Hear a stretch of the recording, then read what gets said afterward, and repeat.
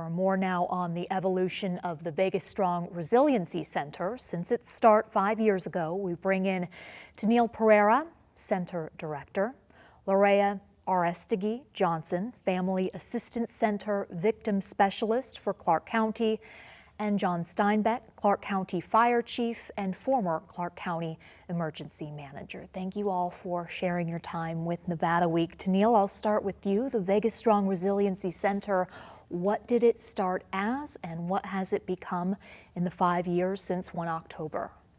So it really began as a place for anyone impacted by 1 October to connect with resources or whatever they needed for healing. And that has always been our focus, is healing. But since, the needs have evolved for the impacted community, but we also wanted to ensure that this resource didn't disappear. Right now it's funded by a federal grant, but that has a termination date.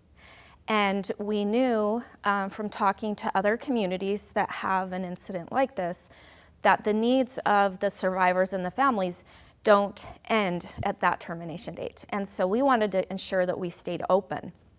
At the same time, we know there's a lot of trauma in our community by violent victimization and other situations. And we wanted to help those people as well. I mean, we've learned so much from our work with the 1 October population. Why not use that to bring some light to our community for everyone dealing with trauma? And so that's really what we're looking at now, is transitioning and building in that additional programming. You said that the needs of survivors change over the years, and that reminds me of the story that we just watched. Well, these women, they didn't realize they needed therapy until well after a year after 1 October. What are you seeing now, 5 years later, even people seeking help? So in that clip, I also kind of noticed how they did start. Her daughter started therapy and then immediately recognized this isn't the right fit. So that's a scenario that we see often. They'll start and then it doesn't work. And so, we'll kind of pull them back and say, okay, let's try something else. Because everybody's healing path is different.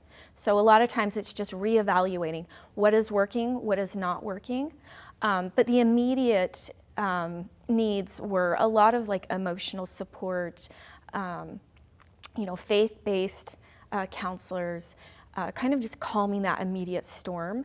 But a lot of people just kind of charged through. So sometimes we hear from people we've never heard from before, but then others have kind of stabilized. But when something happens that brings that trauma back up, it can kind of take them back there. So a lot of times it was, those immediate needs, but as people have stabilized, it's kind of just reevaluating and, looking at different resources. And then, along the way, we had COVID, which brought a whole nother layer of trauma into it and needs, and then it was a lot of times housing and financial. So, kind of is a range. Chief Steinbeck, what is your history and relationship with the Vegas Strong Resiliency Center? Yeah, so immediately, right when the shooting began, we opened up what we call the Multi-Agency Coordination Center, and that's basically an emergency operations center to help with the operations and also the recovery, and that's a dual role. That transitioned once the rescue work was completed. That transitioned to family reunification, which is very haphazard and informal, of just identify a place and try to get people to know where people are and take care of immediate needs. And then that transitioned the next morning right into the Family Assistance Center. The Family Assistance Center was opened up at the Las Vegas Convention Center. We assisted over 3,700 people there over the next 20 days. And we knew, just like Tennille just said, that was not going to by any means be an end, right? It was going to have to continue far beyond that. We had people come in from Orlando, kind of tell us a little bit about what had occurred in the Pulse nightclub. And that gave us a little bit of a roadmap to move forward from there. And we knew we had to set up a resiliency center. So while we were operating that family assistance center, which was we handled all kinds of problems there because our goal, our absolute goal, was to lessen suffering in any way possible. So when you came in, you would get a navigator. If you couldn't come in, because you got to remember, we had victims from every state. Some of them just got on a plane and took off the next morning, right? And some of them many were still here in town. Obviously, our hospitals had a lot of them there, so we had to make it so that we could go mobile to them, we could make it virtual to come in, or we had a place where everything was centralized. And none of this was really established before the shooting. It was in plan, but it wasn't established, so we had to build that as we went. Someone might not think that emergency management would be involved in a place like the Vegas Strong Resiliency Center. So there was a gap, and we filled the gap. That's what we're supposed to do in emergency management. So it's very complex. There's no agency that was ever assigned to take care of that, right? There's not a specific recovery agency after a disaster. So emergency management's job is to find that, and that's what we did. And Lorea, you have a unique role in all of this. Where do you fit in? How did you become involved in the first place? I used to work for the clinical unit in Department of Family Services, and our unit was requested to come and assist with the families during the coroner notification. So during those notifications, I assisted the families at the Family Assistance Center. And then once the Family Assistance Center shut down at the Convention Center and transitioned to the Resiliency Center, we had staff that came over from the county and different departments to help with that transition. And I've stayed on the project since then. So I now report to Chief and Office of Emergency Management, but I work at the Vegas Strong Resiliency Center half the time so that we can keep that connection and the different county programs involved. So what does that look like? What does your role look like now working between these two organizations? It's busy. It's a very busy role. It's a lot of planning. It's a lot of thinking outside of the box and trying to figure things out and research of different programs and different areas or states, how they've handled different situations, and bringing those ideas to the table to see what we can do to better it. How unique is this partnership? To our knowledge, it's pretty unique. And we've had the opportunity to go to a lot of other communities that have also had mass violence since then and bring our lessons there. So, but I believe that this current partnership that we have is fairly unique, but I can't speak to all of the past locations. So I am actually part of a group. It's called the National Resiliency Center Directors Forum. And it was started during the COVID shutdown. I think it was in planning well before that, though. And I get to work with all these different resiliency center directors across the country. Because there's no brochure or class, that you can take on how to run and manage a resiliency center. And so it's been this really great resource. But there is no other organization that is doing this type of structure, and it's building in victim services into the emergency management world and planning. And it's such a great opportunity because not only are we going to be ready and prepared if something like this happens again, but we're now bringing that victim's voice to all of the planning. So Lorea is talking about a lot of different planning that she's doing and coordinating. But she goes to, tabletop exercises when, emergency management is working through their plans to see how they'll work. And she gets to tell them, you might want to look at this, or you might want to look at that, because she's looking at it from the victim's perspective. Lorea, let's have you chime in here. Yeah, it's true. I go to a lot of tabletops. I've been to some exercises through the fire department, and I do see things kind of from a different light. They're first responders. They're there to make the rescue. And my perspective as a social worker is the resiliency part, the after part. Like, what would help after, or what is going to trigger something that's going to linger. So I bring those ideas or thoughts or things that I see to their attention so that we can maybe help with that process to go a little bit smoother for victims and their families. Could you give me an example? An example? For example, we did a hospital exercise in which they made it look like 1 October, where there was a mass influx of injured people arriving at an emergency room and trauma center, and how the hospital would respond, like where that many ambulances or public cars would pull up and how they would get these people the help that they need. And I just noted that the way that some of the people handled some of the injured or deceased could be construed by somebody from the outside as not really caring about them. And so it was just something that they would be able to take back and include in their future plans of how not to do that. Chief Steinbeck, how have your men and women accepted this kind of new training, I guess? Oh, very well. So we've evolved over the years of fire service.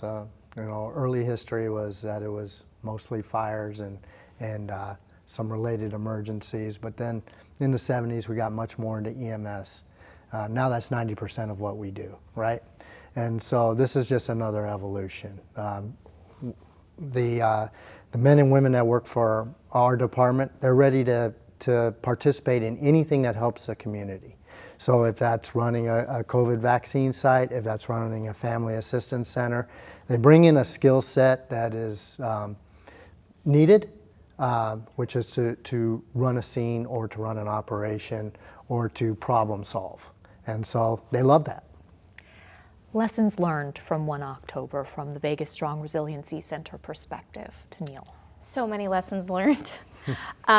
Just even going back to becoming more trauma informed as a community, as a response. Language matters.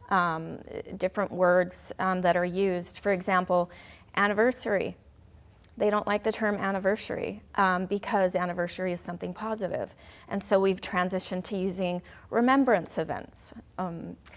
There are, a number of things that we've done and implemented that have made even us more trauma informed. One example, going back kind of to Lorea's comments, there was a survivor in the hospital. She had been shot 3 times. Her injuries were so severe that she couldn't talk. She had a feeding tube. Her whole life was kind of ripped out from under her feet. And she had some individuals in the hospital working came in and told her she was one of the lucky ones. And she said she just laid there and could not believe that they would say that to her, and that it was really hard for her to kind of process that it added additional trauma to her because it minimized what she was going through and it invalidated her experience. And so we take things like that and we spread that information, not just in what we do, but through the system, through this collaboration. So it's just been a great opportunity to make positive change. What about for you, lessons learned, Chief Steinbeck?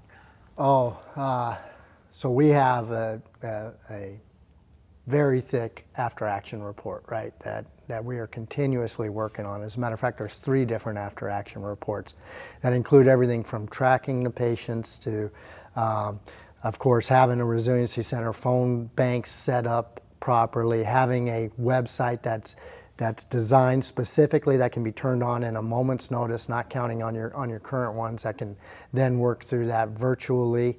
And then, of course, the biggest lesson was to have a resiliency center in place. For years, I would say, after a fire or after someone got shot or somebody in a bad accident, where do I send them for assistance? Right? I mean, this is a massive event in which so many people were traumatized and killed and injured. That it comes with some resources, but you have the one-offs that we didn't have those type of resources. We're in a better place now to try to assist them, which is why we're in business. So we've learned a lot of lessons, and now We hope to never have to mobilize like that again, but if we did, we won't be building that airplane as it comes or working off of an abstract set of plans or tabletops. We have experience and we have people in place to respond, and that's because we're not willing to just say the Resiliency Center is done. It's going to be in place and it can now surge as needed or just work on a base scale. You mentioned a website. So what would that look like if there were to be another 1 October? How would that work? Yeah, it's dormant right now and ready to go at a push of a button. And so what it is so the Family Assistance Center, when you walk in, you have a navigator that assists you and says, oh, okay, so tell me what your needs are, what it is that happened. And we've got everything over here from assisting you with immediate physical needs to behavioral, spiritual health, all of those type of things, lodging, whatever it might be. The website is built similar so that if you are out of state, we can assist you in that way, and then also get you registered for assistance, because so many people, victims of crime, never understood that there is assistance out there that can help them financially and supportive. Lorea, how much better prepared do you think Southern Nevada is for another 1 October? I will say that when 1 October happened and we walked into that room, it was scary, and everybody was doing the best that they can with what they had. But now we have so much more. We've been there, we know what we did right, we know what we could have done better, and we've built a really strong team from that. And the collaboration between all the different agencies and departments is very strong. I think we would be in pretty good shape, God forbid anything ever happen again, that we would be able to handle it pretty smoothly. And the long-term resiliency of Southern Nevada, how are you working toward that? Well, that's the ultimate goal, right? And from this incident, it was also, you had to make sure that the individual had the resources that they needed when they needed them, not when you thought they needed them, right? But you also had a community that you were trying to move forward and trying to help heal. And so as the community has faith and sees the results of this work, that's where the resiliency really comes in.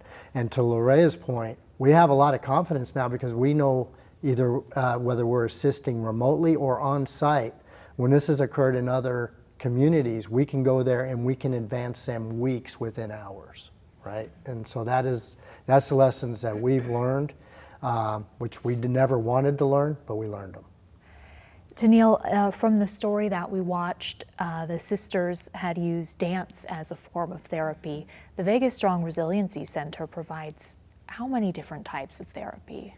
Oh, so many different types. You know, we have kind of broken ground on under the federal grant that we work with and gotten additional services. We call those integrative services that complement, you know, the traditional mental health.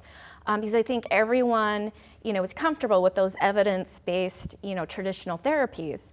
But there are alternatives that really do complement those and really do help people cope with the daily, you know, stress and bring comfort and peace. And so we do, you know, a whole bunch of different ones and explore those and see what helps. And if it's something that our survivors grab onto, then we're going to support that. And real quickly, the 1 October memorial, that is, the deadline has been extended for that, and that is also a form of therapy. How would you explain that? Yes, it's creative expressions. So art is one of the best ways to really express yourself, kind of express those emotions. And a lot of times, you know, that's what therapy does, is getting those emotions out, processing them, breaking them down. So the 1 October Memorial Committee wanted to make sure that the community got to use art, their own creative expressions, to heal, but also have it become part of the memorial process. So we're just excited to see what the community comes up with. And the deadline is now extended to October 15th, correct? Through the end of October, actually. Good. All right. Thank you all for joining us.